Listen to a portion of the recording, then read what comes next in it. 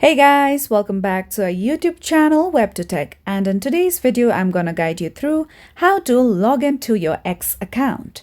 So first of all, make sure that you have downloaded X application on your mobile device, or you can use the website version of X. So in my case, I'm going to launch the X application.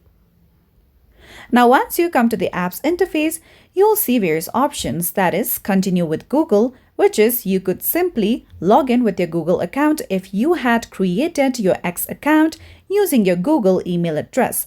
Or you can also tap on the option of create account if you don't have an X account yet. Or in case if you already have an account, tap on the option of login that you see below.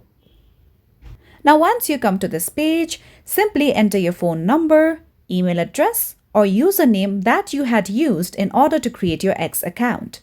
In my case, I am going to use my email address. Now tap on the option of next that you see at the bottom right corner. Now over here, simply enter the password of your X account. Now in case if you have forgotten your password, tap on the option of Forgot Password at the bottom left corner of your screen in order to recover your X account.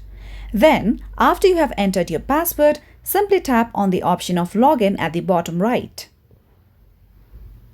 With that, you can see that I am logged into my X account. So that's how simply you will be able to log into your X account as well.